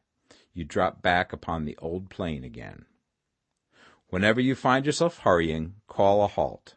Fix your attention on the mental image of the thing you want, and begin to give thanks that you are getting it. The exercise of gratitude will never fail to strengthen your faith and renew your purpose. Chapter 14. The Impression of Increase. Whether you change your vocation or not, your actions for the present must be those pertaining to the business in which you are now engaged. You can get into the business you want by making constructive use of the business you are already established in, by doing your daily work in a certain way. And in so far as your business consists in dealing with other men, whether personally or by letter, the key thought of all your efforts must be to convey to their minds the impression of increase. Increase is what all men and women are seeking. It is the urge of the formless intelligence within them, seeking fuller expression. The desire for increase is inherent in all nature. It is the fundamental impulse of the universe. All human activities are based on the desire for increase. People are seeking more food, more clothes, better shelter, more luxury, more beauty, more knowledge, more pleasure. Increase in something, more life. Every living thing is under this necessity for continuous advancement. Where increase of life ceases, dissolution and death set in at once. Man instinctively knows this, and hence he is forever seeking more. This law of perpetual increase is set forth by Jesus in the parable of the talents. Only those who gain more retain any. From him who hath not shall be taken away even that which he hath. The normal desire for increased wealth is not an evil or a reprehensible thing. It is simply the desire for more abundant life. It is aspiration. And because it is the deepest instinct of their natures, all men and women are attracted to him who can give them more of the means of life. In following the certain way, you are getting continuous increase for yourself, and you are giving it to all with whom you deal. You are a creative center from which increase is given off to all. Be sure of this, and convey assurance of the fact to every man, woman, and child with whom you come in contact. No matter how small the transaction, even if it be only the selling of a stick of candy to a little child, put into it the thought of increase, and make sure that the customer is impressed with the thought. Convey the impression of advancement with everything you do, so that all people shall receive the impression that you are an advancing man, and that you advance all who deal with you. Even to the people whom you meet in a social way, without any thought of business, and to whom you do not try to sell anything, give the thought of increase. You can convey this impression by holding the unshakable faith that you, yourself, are in the way of increase, and by letting this faith inspire, fill, and permeate every action. Do everything that you do in the firm conviction that you are an advancing personality, and that you are giving advancement to everybody. Feel that you are getting rich, and that in doing so you are making others rich, and conferring benefits to all. Do not boast or brag of your success, or talk about it unnecessarily. True faith is never boastful. Wherever you find a boastful person, you find one who is secretly doubtful and afraid. Simply feel the faith, and let it work out in every transaction. Let every act and tone and look express the quiet assurance that you are getting rich, that you are already rich. Words will not be necessary to communicate this feeling to others. They will feel the sense of increase when in your presence and will be attracted to you again. You must so impress others that they will feel that in associating with you they will get increase for themselves. See that you give them a use value greater than the cash value you are taking from them. Take an honest pride in doing this, and let everybody know it, and you will have no lack of customers. People will go where they are given increase, and the Supreme, which desires increase in all, and which knows all, will move towards you men and women who have never heard of you. Your business will increase rapidly, and you will be surprised at the unexpected benefits which will come to you. You will be able from day to day to make larger combinations, secure greater advantages, and to go on into a more congenial vocation if you desire to do so. You must never lose sight of your vision of what you want, or your faith and purpose to get what you want. Let me here give you another word of caution in regards to motives. Beware of the insidious temptation to seek for power over other men. Nothing is so pleasant to the unformed or partially developed mind as the exercise of power or dominion over others. The desire to rule for selfish gratification has been the curse of the world. For countless ages, kings and lords have drenched the earth with blood in their battles to extend their dominions, this not to seek more life for all, but to get more power for themselves. Today, the main motive in the business and industrial world is the same. Men marshal their armies of dollars and lay waste the lives and hearts of millions in the same mad scramble for power over others. Commercial kings, like political kings, are inspired by the lust for power. Jesus saw in this desire for mastery the moving impulse of that evil world he sought to overthrow. Read the 23rd chapter of Matthew and see how he pictures the lust of the Pharisees to be called master, to sit in the high places, to domineer over others, and to lay burdens on the backs of the less fortunate. And note how he compares this lust for dominion with the brotherly seeking for the common good to which he calls his disciples. Look out for the temptation to seek for authority, to become a master, to be considered as one who is above the common herd, to impress others by lavish display, and so on. The mind that seeks for mastery over others is the competitive mind, and the competitive mind is not the creative one. In order to master your environment and your destiny, it is not at all necessary that you should rule over your fellow men, and indeed, when you fall into the world's struggle for the high places, you begin to be conquered by fate and environment, and your getting rich becomes a matter of chance and speculation. Beware the competitive mind. No better statement of the principle of creative action can be formulated than the favorite declaration of the late Golden Rule Jones of Toledo. What I want for myself, I want for everybody. Chapter 15. The Advancing Man. What I have said in the last chapter applies as well to the professional man and the wage earner as to the man who is engaged in mercantile business. No matter whether you are a physician, a teacher, or a clergyman, if you can give increase of life to others and make them sensible of the fact, they will be attracted to you and you will get rich. The physician who holds the vision of himself as a great and successful healer, and who works towards the complete realization of that vision with faith and purpose, as described in former chapters, will come into such close touch with the source of life that he will be phenomenally successful. Patients will come to him in throngs. No one has a greater opportunity to carry into effect the teaching of this book than the practitioner of medicine. It does not matter to which of the various schools he may belong, for the principle of healing is common to all of them, and may be reached by all alike. The advancing man in medicine, who holds to a clear mental image of himself as successful, and who obeys the laws of faith, purpose, and gratitude, will cure every curable disease he undertakes, no matter what remedies he may use. In the field of religion, the world cries out for the clergyman who can teach his hearers the true science of abundant life. He who masters the details of the science of getting rich, together with the allied sciences of being well, of being great, and of winning love, and who teaches these details from the pulpit, will never lack for a congregation.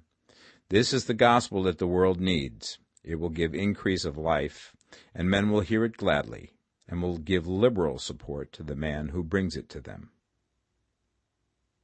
What is now needed is a demonstration of the science of life from the pulpit. We want preachers who can not only tell us how, but who, in their own persons, will show us how. We need the preacher who will himself be rich, healthy, great, and beloved, to teach us how to attain to these things, and when he comes he will find a numerous and loyal following. The same is true of the teacher who can inspire the children with the faith and purpose of the advancing life. He will never be out of a job, and any teacher who has this faith and purpose can give it to his pupils. He cannot help giving it to them if it is part of his own life and practice. What is true of the teacher, preacher, and physician is true of the lawyer, dentist, real estate man, insurance agent, of everybody. The combined mental and personal action I have described is infallible. It cannot fail. Every man and woman who follows these instructions steadily, perseveringly, and to the letter will get rich. The law of the increase of life is as mathematically certain in its operation as the law of gravitation. Getting rich is an exact science. The wage earner will find this as true of his case as of any others mentioned. Do not feel that you have no chance to get rich because you are working where there is no visible opportunity for advancement, where wages are small and the cost of living high. Form your clear mental vision of what you want and begin to act with faith and purpose. Do the work that you can do every day and do each piece of work in a perfectly successful manner. Put the power of success and the purpose to get rich into everything that you do. But do not do this merely with the idea of currying favor with your employer in the hopes that he or those above you will see your good work and advance you. It is not likely that they will do so. The man who is merely a good workman, filling his place to the very best of his ability, and satisfied with that, is valuable to his employer, and it is not to the employer's interest to promote him. He is worth more where he is. To secure advancement, something more is necessary than to be too large for your place. The man who is certain to advance is the one who is too big for his place, and who has a clear concept of what he wants to be, who knows that he can become what he wants to be, and who is determined to be what he wants to be. Do not try to more than fill your present place with a view to pleasing your employer. Do it with the idea of advancing yourself. Hold the faith and purpose of increase during work hours, after work hours, and before work hours.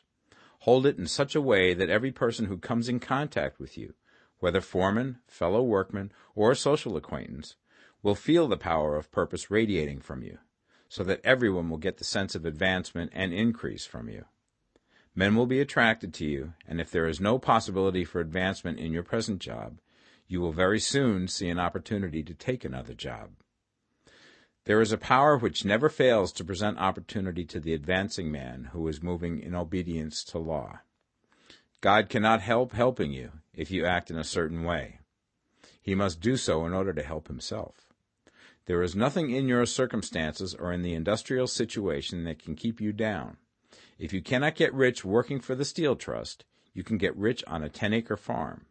And if you begin to move in the certain way, you will certainly escape from the clutches of the Steel Trust and get on to the farm or wherever else you wish to be. If a few thousands of its employees would enter upon the certain way, the Steel Trust would soon be in a bad plight. It would have to give its working men more opportunity or go out of business. Nobody has to work for a trust. The trusts can keep men in so-called hopeless conditions only so long as there are men who are too ignorant to know of the science of getting rich, or too intellectually slothful to practice it. Begin this way of thinking and acting, and your faith and purpose will make you quick to see any opportunity to better your condition.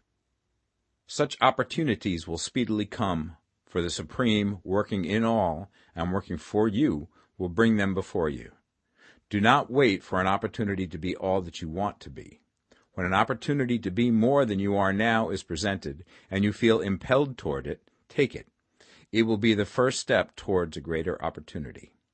There is no such thing possible in this universe as a lack of opportunities for the man who is living the advancing life.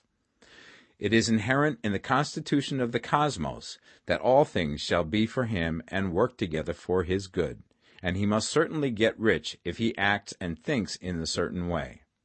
So let wage-earning men and women study this book with great care, and enter with confidence upon the course of action it prescribes. It will not fail. Chapter 16. Some Cautions and Concluding Observations. Many people will scoff at the idea that there is an exact science of getting rich. Holding the impression that the supply of wealth is limited, they will insist that social and governmental institutions must be changed before even any considerable number of people can acquire a competence. But this is not true. It is true that existing governments keep the masses in poverty, but this is because the masses do not think and act in the certain way. If the masses begin to move forward as suggested in this book, neither governments nor industrial systems can check them. All systems must be modified to accommodate the forward movement. If the people have the advancing mind, have the faith that they can become rich, and move forward with the fixed purpose to become rich, nothing can possibly keep them in poverty. Individuals may enter upon the certain way at any time and under any government, and may make themselves rich. And when any considerable number of individuals do so under any government, they will cause the system to be so modified as to open the way for others. The more men who get rich on the competitive plane, the worse for others. The more who get rich on the creative plane, the better for others. The economic salvation of the masses can only be accomplished by getting a large number of people to practice the scientific method set down in this book and become rich. These will show others the way and inspire them with a desire for real life, with the faith it can be attained, and with the purpose to attain it.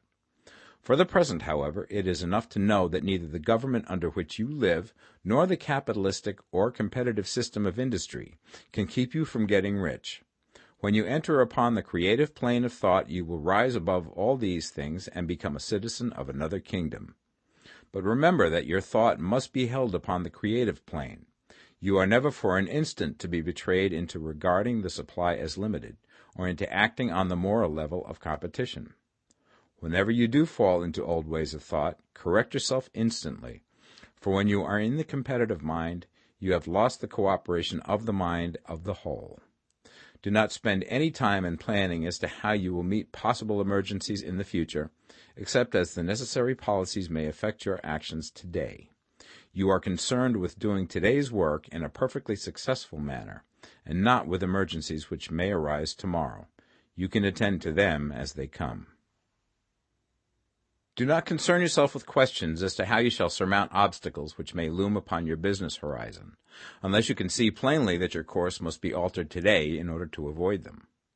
No matter how tremendous an obstruction may appear at a distance, you will find that if you go on in the certain way, it will disappear as you approach it, or that a way over, through, or around it will appear. No possible combination of circumstances can defeat a man or woman who is proceeding to get rich along strictly scientific lines. No man or woman who obeys the law can fail to get rich, any more than one can multiply 2 by 2 and fail to get 4. Give no anxious thought to possible disasters, obstacles, panics, or unfavorable combinations of circumstances. It is time enough to meet such things when they present themselves before you in the immediate present, and you will find that every difficulty carries with it the wherewithal for its overcoming. Guard your speech. Never speak of yourself, your affairs, or of anything else in a discouraged or discouraging way. Never admit the possibility of failure, or speak in a way that infers failure as a possibility. Never speak of times as being hard, or of business conditions as being doubtful. Times may be hard and business doubtful for those who are on the competitive plane, but they can never be so for you. You can create what you want, and you are above fear. When others are having hard times and poor business, you will find your greatest opportunities. Train yourself to think of and to look upon the world as a something which is becoming, which is growing, and to regard seeming evil as being only that which is undeveloped. Always speak in terms of advancement. To do otherwise is to deny your faith, and to deny your faith is to lose it. Never allow yourself to feel disappointed. You may expect to have a certain thing at a certain time, and not get it at that time, and this will appear to you like failure. But if you hold to your faith, you will find that the failure is only apparent. Go on in the certain way, and if you do not receive that thing, you will receive something so much better that you will see that the seeming failure was really a great success. A student of this science had set his mind on making a certain business combination which seemed to him at the time to be very desirable, and he worked for some weeks to bring it about. When the crucial time came, the thing failed in a perfectly inexplicable way. It was as if some unseen influence had been working secretly against him. He was not disappointed. On the contrary, he thanked God that his desire had been overruled, and went steadily on with a grateful mind. In a few weeks an opportunity so much better came his way that he would not have made the first deal on any account, and he saw that a mind which knew more than he knew had prevented him from losing the greater good by entangling himself with the lesser. That is the way every seeming failure will work out for you, if you keep your faith, hold to your purpose, have gratitude, and do, every day, all that can be done that day, doing each separate act in a successful manner. When you make a failure, it is because you have not asked for enough. Keep on, and a larger thing than you were seeking will certainly come to you. Remember this. You will not fail because you lack the necessary talent to do what you wish to do. If you go on as I have directed, you will develop all the talent that is necessary to the doing of your work. It is not within the scope of this book to deal with the science of cultivating talent, but it is as certain and simple as the process of getting rich. However, do not hesitate or waver for fear that when you come to any certain place you will fail for lack of ability. Keep right on, and when you come to that place, the ability will be furnished to you. The same source of ability which enabled the untaught Lincoln to do the greatest work in government ever accomplished by a single man is open to you. You may draw upon all the mind there is for wisdom to use in meeting the responsibilities which are laid upon you. Go on in full faith. Study this book. Make it your constant companion until you have mastered all the ideas contained in it. While you are getting firmly established in this faith, you will do well to give up most recreations and pleasure, and to stay away from places where ideas conflicting with these are advanced in lectures or sermons. Do not read pessimistic or conflicting literature, or get into arguments upon the matter. Do very little reading, outside of the writers mentioned in the preface. Spend most of your leisure time in contemplating your vision, and in cultivating gratitude, and in reading this book. It contains all you need to know of the science of getting rich, and you will find all the essentials summed up in the following chapter. Chapter 17. Summary of the Science of Getting Rich. There is a thinking stuff from which all things are made, and which, in its original state, permeates, penetrates, and fills the interspaces of the universe. A thought in this substance produces the thing that is imaged by the thought. Man can form things in his thought, and by impressing his thought upon formless substance can cause the thing he thinks about to be created. In order to do this, man must pass from the competitive to the creative mind, otherwise he cannot be in harmony with the formless intelligence, which is always creative and never competitive in spirit. Man may come into full harmony with the formless substance by entertaining a lively and sincere gratitude for the blessings it bestows upon him. Gratitude unifies the mind of man with the intelligence of substance, so that man's thoughts are received by the formless. Man can remain upon the creative plane only by uniting himself with the formless intelligence through a deep and continuing feeling of gratitude. Man must form a clear and definite mental image of the things he wishes to have, to do, or to become, and he must hold this mental image in his thoughts, while being deeply grateful to the Supreme that all his desires are granted to him. The man who wishes to get rich must spend his leisure hours in contemplating his vision, and in earnest thanksgiving that the reality is being given to him. Too much stress cannot be laid on the importance of frequent contemplation of the mental image, coupled with unwavering faith and devout gratitude. This is the process by which the impression is given to the formless, and the creative forces set in motion. The creative energy works through the established channels of natural growth, and of the industry and social order. All that is included in his mental image will surely be brought to the man who follows the instructions given above, and whose faith does not waver. What he wants will come to him through the ways of established trade and commerce. In order to receive his own when it shall come to him, man must be active, and this activity can only consist in more than filling his present place. He must keep in mind the purpose to get rich through the realization of his mental image. And he must do, every day, all that can be done that day, taking care to do each act in a successful manner. He must give to every man a use value in excess of the cash value he receives, so that each transaction makes for more life, and he must so hold the advancing thought that the impression of increase will be communicated to all with whom he comes in contact. The men and women who practice the foregoing instructions will certainly get rich, and the riches they receive will be in exact proportion to the definiteness of their vision, the fixity of their purpose, the steadiness of their faith, and the depth of their gratitude.